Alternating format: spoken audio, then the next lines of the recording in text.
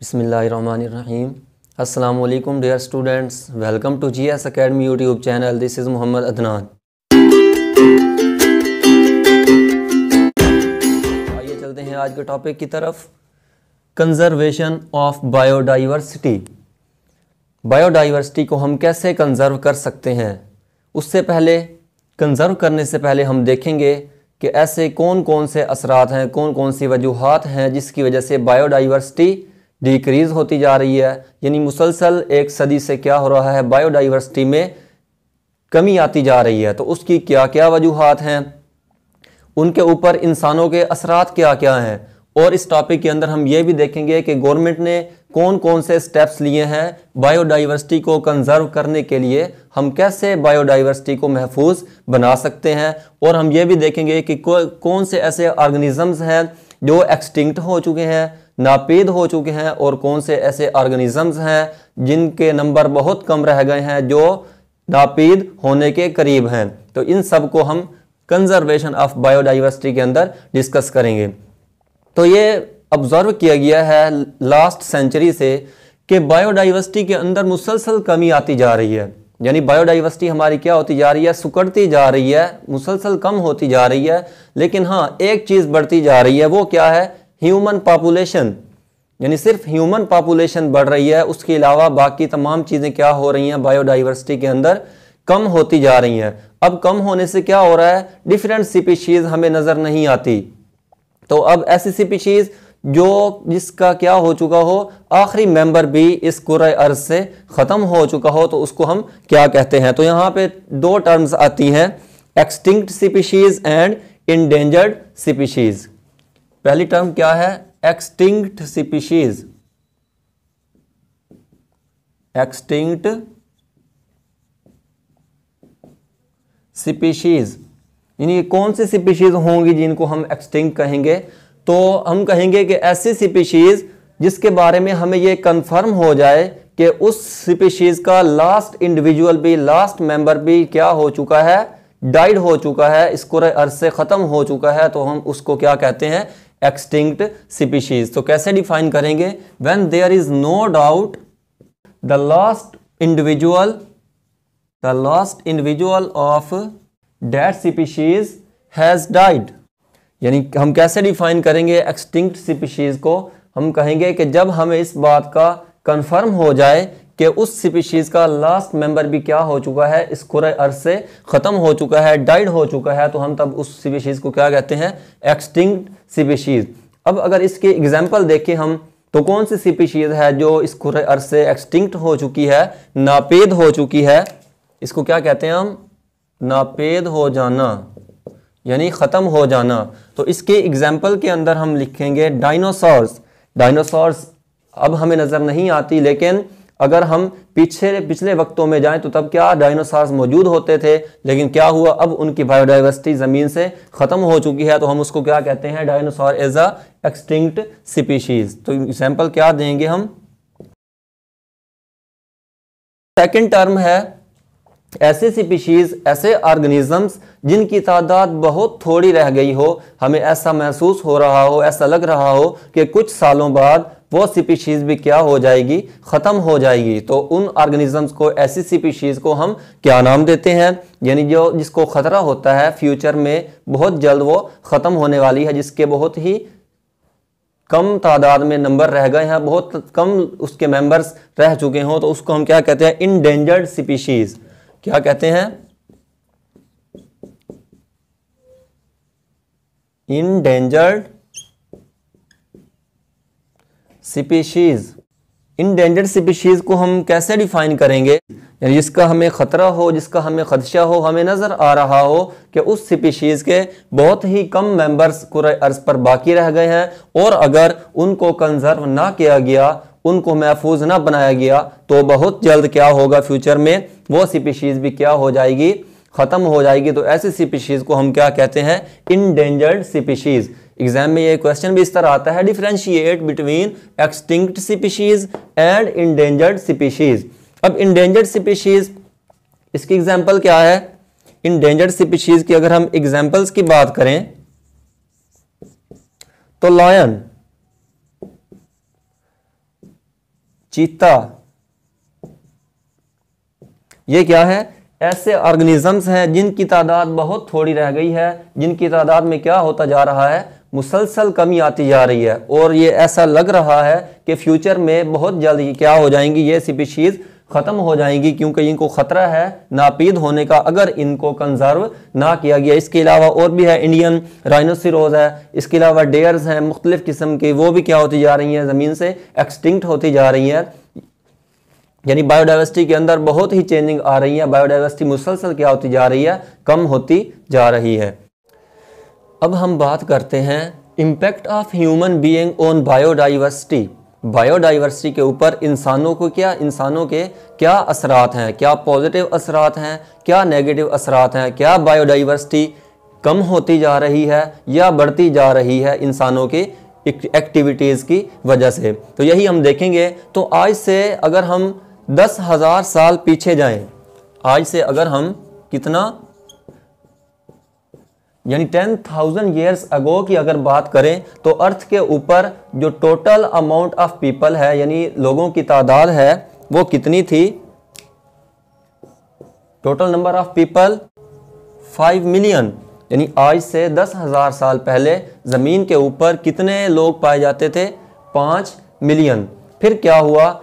Development हुई, science ने तरक्की की, एडवांसमेंट हुई, डिजीज़ पे काबू पा लिया गया और क्या किया गया? बहुत सी सहूलियात आई, जिससे क्या हुआ? इंसानों का लाइफस्टाइल इम्प्रूव हुआ। तो इस वक्त अगर हम बात करें तो इस वक्त ज़मीन के ऊपर कितने लोग पाए जाते हैं? तो इस वक्त ज़मीन के ऊपर 700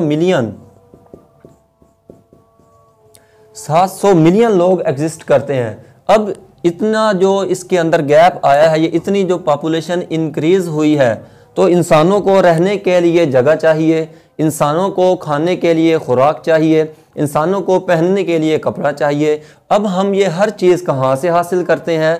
ओबियसली बायोडाइवर्सिटी से। हम डायरेक्टली या इनडायरेक्टली अपनी ज़रूरियात का सारा सामान कहाँ से हासिल करते हैं? बायोडाइवर्सिटी से। तो इतने अच्छा, इसके यहाँ एक बहुत ही इंटरेस्टिंग फैक्ट है, बहुत ही एक हैरान कुन बात है कि अगर हम देखें कि पॉपुलेशन में कितना इजाफा हो रहा है, तो एक दिन में, अगर हम एक दिन की बात करें,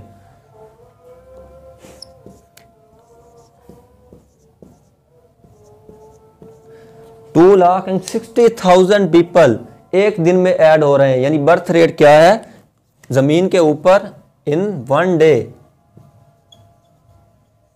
यानी अगर हम एवरेज निकालें तो एक दिन में इतने बच्चे क्या हो रहे हैं, जमीन के ऊपर पैदा हो रहे हैं, इतने लोगों का क्या हो रहा है? दाखिला हो रहा है। और अगर हम इसका एवरेज निकालें तो एक मिनट में ये बनते हैं 180।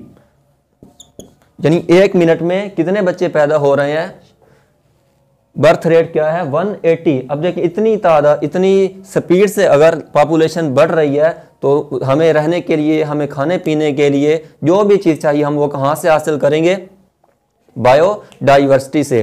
तो इसका क्या मतलब हो? जब हम बायोडाइवर्सिटी से हर चीज़ को हासिल करेंगे तो बायोडाइवर्सिटी में क्या होगी? कमी आएगी। अब कौन कौन से फैक्टर्स हैं कि जो इंसानों के उसके ऊपर असरात हैं, उनको हम जिक्र करेंगे। सबसे पहले हमने कहा हमें रहने के लिए जगह चाहिए। अब हमें रहने के लिए जगह चाहिए तो हम क्या करेंगे?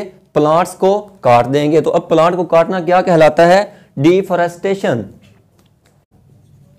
डिफॉरेस्टेशन यानी हम क्या करेंगे? प्लांट्स को काट देंगे, वहां पे क्या बनाएंगे? हम घर बनाएंगे। ये पहला इंपैक्ट ह्यूमंस का किसके ऊपर? बायोडाइवर्सिटी के ऊपर। अब जब डिफॉरेस्ट हम करेंगे किसी चीज़ को, तो देखो अब हमें पता है कि फॉरेस्ट के अंदर कितनी पॉपुलेशन पाई जाती है, कितनी बायोडाइवर्सिटी पाई जाती है। जब हम फॉरेस्ट को ही क्या करेंगे? ख़त्म कर देंगे, तो वहाँ पे जितनी भी बायोडाइवर्सिटी है उनको रहने के लिए जगह नहीं मिलेगी। तो सेकंड इम्पैक्ट क्या होगा? Habitat loss. क्या होगा?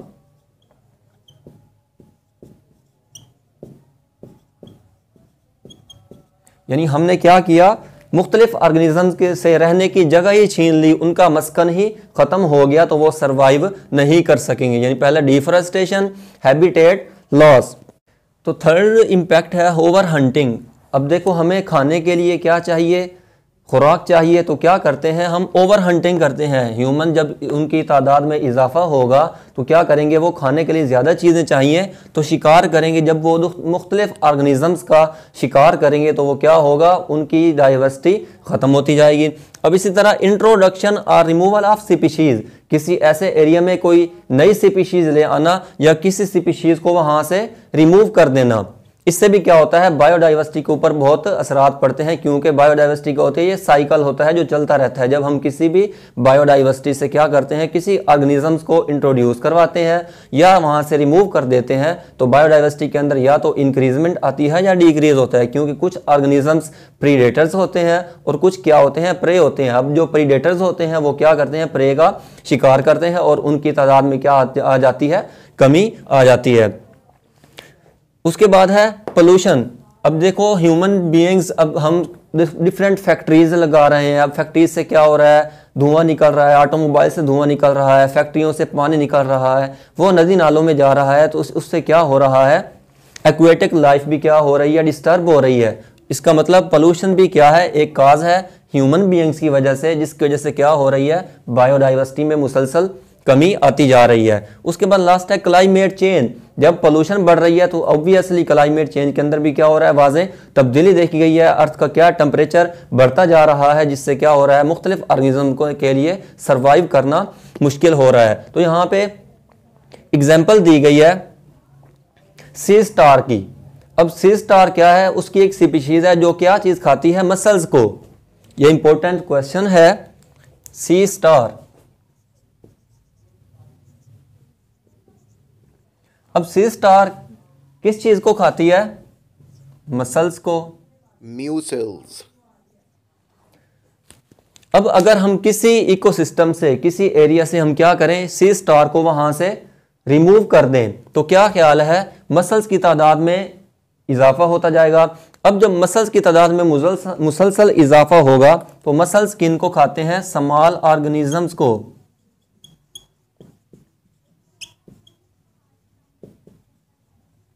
मसल्स किसको खाते हैं, स्मॉल ऑर्गेनिजम्स को। अब जब मसल स्मॉल ऑर्गेनिजम्स को खाएंगे, ईट करेंगे, तो क्या होगा, स्मॉल ऑर्गेनिजम्स की बायोडाइवर्सिटी के अंदर क्या होगा, डिक्रीज होगी। ऑब्वियसली जब सी स्टार ही नहीं है, मसल की तादाद में मुसलसल इजाफा हो रहा है। मसल्स किसके ऊपर इन्हिसार करते हैं, डिपेंड करते हैं, स्मॉल ऑर्गेनिजम्स के ऊपर। तो इससे क्या हो रहा है, स्मॉल ऑर्गेनिजम्स की बायोडाइवर्सिटी क्या होती जा रही है, मुसलसल डिक्रीज हो रही है। और अगर इसी तादाद से मसल्स बढ़ते रहे तो एक वक्त ऐसा भी आएगा, क्या होगा कि स्मॉल ऑर्गेनिज्म टोटली क्या हो जाएंगे, खत्म हो जाएंगे। जैसे कि हमने इंट्रोडक्शन और रिमूवल ऑफ अदर स्पीशीज, इसी तरह अगर हम किसी एरिया में सी स्टार से को रिमूव कर दें तो क्या होगा, उससे भी बायोडाइवर्सिटी के अंदर क्या होगा, इम्बैलेंस आ जाता है। अब सेकंड जो एग्जांपल है वो है यूकलिप्टस। सफेदे का पौधा आपने सुना होगा, सफेदा, क्या लिखेंगे हम, यूकलिप्टस।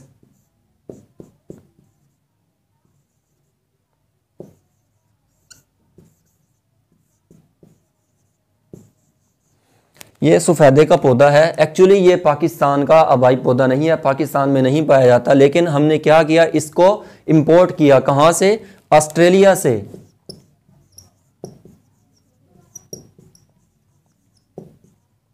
अब ऑस्ट्रेलिया से हम इस पौधे को लेके आए। इस पौधे की एक खासियत है कि ये ज़मीन से बहुत से पानी को क्या करता है, एब्जॉर्ब कर लेता है, जज़ब कर लेता है। और इसका ये फ़ायदा भी है। इसका फ़ायदा क्या है कि इसको इसलिए लेके आया गया कि ऐसे एरियाज जहाँ पे क्या होता है, सेम होती है, वहाँ पे यानी ज़मीन के ऊपर पानी खुश्क नहीं होता, वहाँ पे इन पौधों को अगर उगाया जाए तो ये क्या करते हैं, बहुत ज़्यादा पानी को वहाँ से एब्जॉर्ब कर लेते हैं और सेम ख़त्म हो जाती है।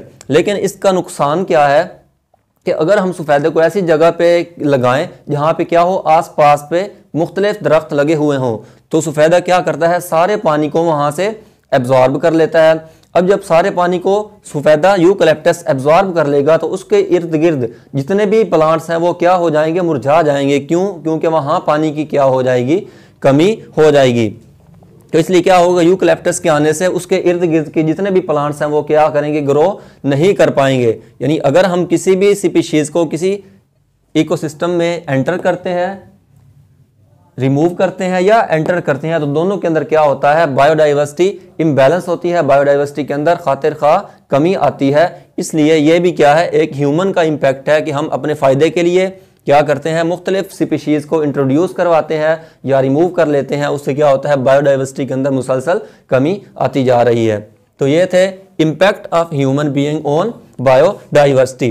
अब यहाँ पे एक इम्पोर्टेंट क्वेश्चन है कि इतने हमने इम्पैक्ट पढ़े, अगर आपसे पूछा जाए कि इन सारे इम्पैक्ट में से सबसे ज़्यादा ख़तरा बायोडाइवर्सिटी को किस फैक्टर से है, यानी सबसे वर्स्ट जो है वो फैक्टर कौन सा है जिससे बहुत ज़्यादा ख़तरा है, तो हम कहेंगे ग्रेटेस्ट थ्रेटन किस से है बायोडाइवर्सिटी को, तो वो है हैबिटेट लॉस। किससे, हैबिटेट लॉस क्या है, ग्रेटेस्ट थ्रेटन्ड है टू बायोडाइवर्सिटी, यानी बायोडाइवर्सिटी को सबसे ज्यादा खतरा जो है वो हैबिटेट लॉस से है। ये बहुत ही इंपॉर्टेंट MCQ है।